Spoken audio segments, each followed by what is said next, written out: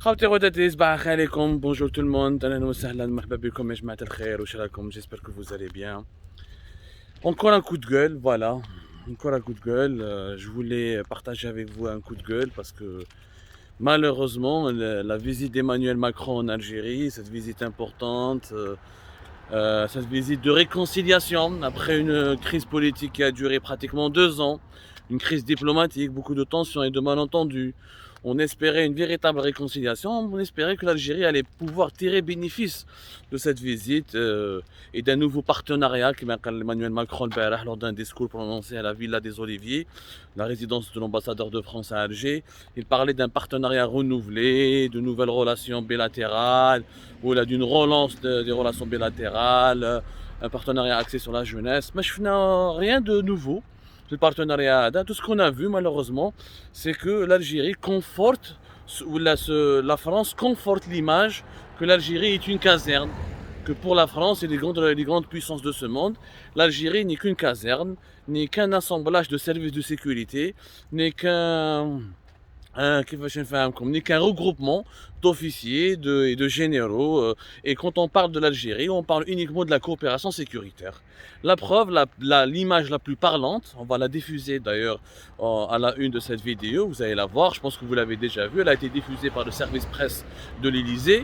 L'Elysée qui l'a diffusée, j'ai pas vu les services de la présidence algérienne.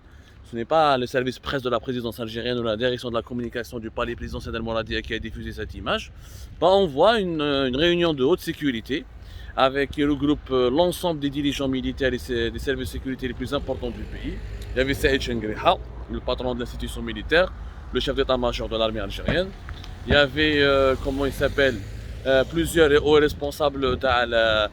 J'ai reconnu sur la photo Mhenna Djebbar, le patron de la DGLS, la Direction Générale de la Lutte contre la Subversion, le nouveau service de renseignement qui a été créé en novembre 2021. Il y avait Bernard Emier, à côté d'Emmanuel Macron. Bernard Emier, je rappelle, c'est le patron de la DGSE, la célèbre DGSE, le renseignement extérieur français. Il y avait le patron du renseignement intérieur français aussi, il y avait des hauts responsables militaires français. L'image, elle est vraiment symbolique, c'est une grande réunion sécuritaire qui regroupe Tebboune Emmanuel Macron ainsi que l'ensemble des dirigeants militaires et sécuritaires français. Symbolique ou allège, parce que malheureusement, j'aurais aimé que, bien sûr, c'est une réunion importante. Encore une fois, c'est important qu'il y ait des réunions sécuritaires. Il n'y a pas de problème. Je ne vois pas de problème particulier. Le seul problème, c'est que les réunions les plus importantes avec les dirigeants algériens, quand il y a un grand président de ce monde, pourquoi les réunions les plus importantes portent uniquement sur l'aspect sécuritaire, sur la coopération sécuritaire ou la militaire. Wesh, il n'y a pas de réunion où le président algérien, en face à un président étranger comme Emmanuel Macron, pourquoi on ne voit pas des entrepreneurs, des hommes d'affaires, des créateurs de richesses? Mais je finis par exemple Xavier Niel مع Emmanuel Macron. وعلاش ما داروش une réunion où Emmanuel Macron il ramène Xavier Niel, patron de Free, l'un des hommes d'affaires les plus importants de France, avec d'autres hommes d'affaires français, où il dit bon avec des chefs d'entreprise algériens et des hommes d'affaires algériens. Et on parle d'un partenariat économique et on parle des enjeux économiques. Parce que la visite de Macron qui va s'achever ce samedi 27 août, il n'y a eu aucune annonce économique importante. Ouelou. ما هضروا على l'usine تاع رونو تاع اورانس qu'elle va réouvrir ou là. La fameuse usine Peugeot que Peugeot devait réaliser à l'époque de Bouteflika pour le montage des véhicules neufs ما كان والو. ما هضروا على les projets تاع Lafarge en Algérie, le grand groupe cimentier. ما هضروا على Alstom, est-ce que Alstom va développer ou va renforcer ses projets en Algérie alors qu'elle comptait développer l'assemblage de certains trains et de certaines locomotives. ما كان aucune annonce économique importante. والو. هضروا على لي فيزا، هضروا على l'immigration clandestine، هضروا على المالي، وهضروا على tout ce qui n'est pas quelques projets culturels, résidence d'artistes, réalisation de films, soutien au cinéma, mais absolument rien qui concerne le nerf de la guerre, qui est l'argent, qui est la création des richesses, quand Macron a confirmé qu'il n'est pas venu pour le gaz, il parlait sincèrement, il n'est pas venu pour le gaz, et la photo qu'on va diffuser tout à l'heure avec l'ensemble des dirigeants militaires et les hauts responsables des services de sécurité les plus importants du pays confirme l'objet de la visite de Macron, c'est de parler au régime algérien sur le dossier sécuritaire. Deux dossiers pratique, ou 3 dossiers sont importants qui ont été traités. Nous l'avons vraiment souligné chez Algérie. On a eu raison, encore une fois. La lutte contre l'immigration clandestine, la question du Mali, du Sahel et du terrorisme, la question de la Libye, la question de la guerre, de l'influence russe dans la région. Les 3 sujets qui ont été abordés par Macron. Macron est venu pour parler à la caserne Algérie. L'Algérie, dans l'esprit des dirigeants occidentaux, des grandes puissances de ce monde, c'est une armée, un président entouré de généraux. Personne ne pense au peuple algérien. On va faire des investissements, on va créer des emplois, on va créer des richesses, transfert de technologie, transfert de savoir, transfert de savoir-faire, des partenariats économiques. Personne ne sait, est-ce qu'en Algérie il y a des entrepreneurs? Il n'y a pas que des généraux en Algérie, il y a des entrepreneurs, il y a des chefs d'entreprise. C'est vrai, derrière une rencontre avec les startups. Mais qu'est-ce qu'on a comme startup en Algérie? Ça se compte sur le bout des doigts. Nous avons un écosystème très faible. Nous avons un écosystème parmi les faibles, plus faibles, c'est parmi les plus faibles écosystèmes du continent africain. Nous avons des idées jeunes qui ont des idées, qui ont la volonté d'aller vers l'avant, qui ont la volonté d'innover. Mais ça ne justifie pas ce que Macron, ça ne justifie pas ce que cette rencontre avec les jeunes des startups ou les jeunes qui veulent lancer des startups, c'est pas ce qui fait l'économie, c'est pas ce qui va faire le bonheur de l'économie algérienne. On a 1000 fois. L'Algérie, son avenir est dans l'industrie, dans l'agriculture, notamment l'industrie et l'agriculture. C'est avec de l'industrie que les pays se développent. Les pays qui se sont développés, qui ont une croissance économique forte, ce sont des pays qui ont des industries qui sont fortes, qui arrivent à produire des produits manufacturiers. Aucun pays ne s'est développé avec des startups, il faut arrêter. Le cas d'Israël, ou de l'Inde, ou de certains petits pays de l'Europe de l'Est est un cas isolé. Et ce sont souvent des pays qui ont déjà eu des secteurs économiques industriels très importants, où ils arrivent à satisfaire les besoins nationaux en termes d'équipements industriels, en termes de machines. Ils ont des exportations assez diversifiées et les startups profitent d'une économie qui est diversifiée, qui est en pleine croissance, qui est dynamique pour pouvoir se développer. Tu ne peux pas développer, l'économie numérique ne peut pas se développer, ne peut pas se développer dans un pays qui ne produit rien, dans un pays rentier. L'économie numérique ne peut pas se développer dans les pays où il y a des crises alimentaires, où il y a une problématique de produire le B.A.B.A. C'est des problématiques pour produire des produits de première nécessité. Les produits de première nécessité, moi je ne sais pas. Des startups, je vais me comparer à Israël, ou à la Hollande, ou à la Lettonie, ou là au Chili, ou là à l'Inde, ou là des pays qui ont lancé qui ont lancé des stratégies en économie numérique qui sont très ambitieuses. Non, ça n'a pas de sens. C'est du flanc. On a du flanc. J'ai déjà quelques jeunes dans des startups en Algérie. C'est des jeunes sympathiques que nous connaissons, que nous soutenons, que nous épaulons.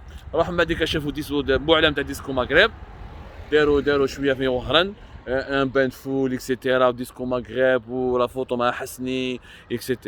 La grande mosquée d'Alger, Santa Cruz, bon voilà, quelques symboles culturels, quelques symboles quelques images sur les jeunes algériens, mais voilà, c'est du flanc tout ça.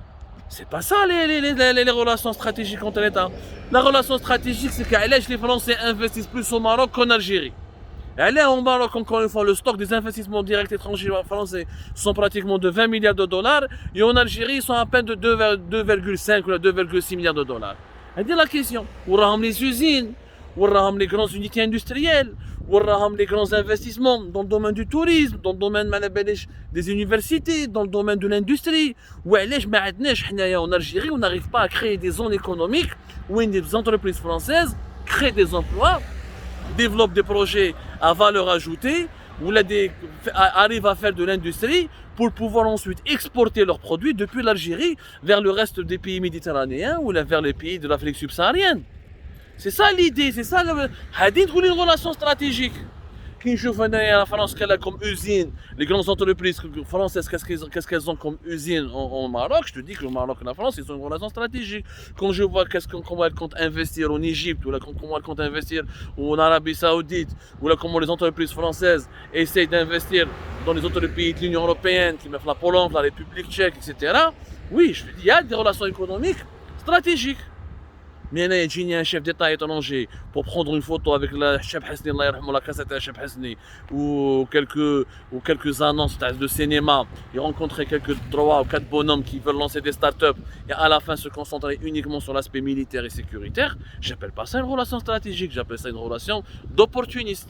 C'est-à-dire que parce que nous avons une armée forte, ils s'intéressent à nous. Et le jour où nous n'aurons plus l'argent pour financer cette armée, comment on va faire? C'est la France qui va nous prêter de l'argent?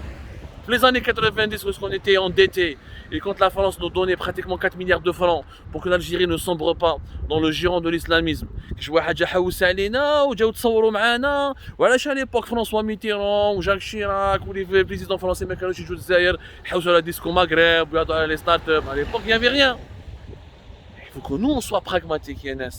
Il faut qu'on arrive à bien profiter, à tirer profit des relations avec les grandes puissances. Tu veux être mon ami ou je ne pas. Si tu me fais des projets économiques sérieux, concrets, si tu me permets de recruter, d'employer mes jeunes, et tu me transfères des technologies, et tu me ramènes des capitaux, tu es mon ami. C'est pour venir prendre des photos et ramener tes responsables civils et militaires pour me demander de t'aider au Mali, on n'est pas amis. On peut être alliés, on peut être des alliés de circonstances. Mais déjà, ce qui fait mal au cœur, c'est que l'Algérie, malheureusement, est toujours perçue par les grandes puissances de ce monde comme étant une caserne.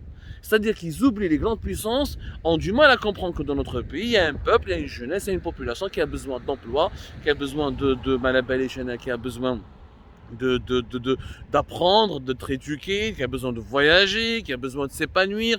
Ce n'est pas le pays des casernes et des généraux uniquement. Donc il faut rompre avec ce préjugé négatif et ce poncif qui fait très mal à notre pays et qui dissuade des investisseurs, et même les investisseurs étrangers autres que français, quand tu leur dis Algérie, à dictature, à armée, à coopération sécuritaire et militaire. Personne, quand on dit Algérie, dit investissement, taux de croissance à 2 chiffres, marché important, capital humain, consommateur potentiel. Et ça, c'est dommage. C'est très dommage parce qu'encore une fois, on ne gagne rien avec nos partenaires étrangers, avec les grandes puissances de ce monde, en limitant la coopération ou la limitant les sujets de discussion et de coopération bilatérale uniquement aux sujets militaires et sécuritaires. Et ça faut vraiment que ça doit changer. C'est comme ça, je reviendrai sur tous les sujets, les enjeux et les objectifs et les dimensions, les dessous de la visite de Macron en Algérie dans les prochaines émissions. À tout à l'heure.